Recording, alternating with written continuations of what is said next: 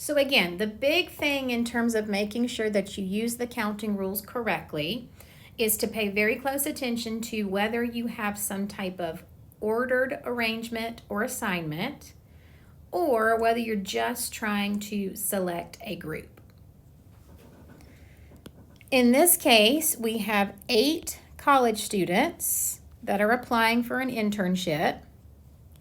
3 of these students will be selected for interviews. Now notice here, they're going to be selected for an interview, but there is no type of order.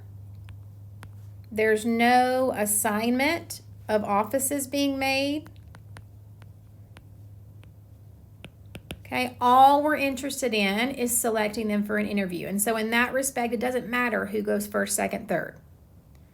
Because of that, this is going to use the NCR function.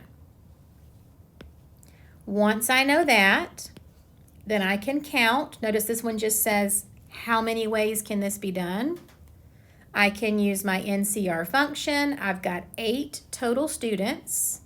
I need to select 3 of them for an interview. And then I'm going to go to my calculator. I'm going to select, sorry, mine wanted to give me an ad here. I'm going to select the proper function. All right, so I'm going to evaluate this on my handheld calculator since that came up. 8 NCR 3 would tell me there are 56 possible selections, okay, just forming a group. If I were going to select those 8 college students and then assign them different positions or offices, that would have been different. That would have been an 8P3. So you have to look for whether or not your order is important. All right, in our second example, we're given a little bit more information. 4 of the 8 students are from Middle Georgia State University. And notice this one is now asking me for a probability. That means I'm going to have a fraction.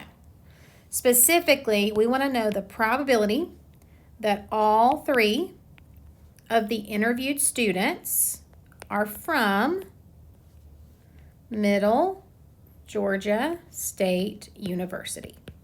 So anytime you're asked for probability, you know you're going to set up your fraction because you have to count the number of outcomes for the event, and then you have to divide by the total. So let's start with the total here because we just did that, right? We just said the total number of ways to select 3 people for interviews from 8 total is 8 NCR3. Now, if I want all 3 of those to be from Middle Georgia State University, then what I have to understand is I'm changing the total number of people that I can select from. Because if these all need to be from Middle Georgia State University, that means my pool that I can choose from only contains the 4 students from Middle Georgia State University. I'm still going to use the NCR because I'm still making a selection.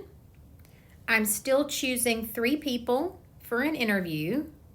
The difference is I only have 4 people to choose from for this particular event because I want them to be specifically from this university.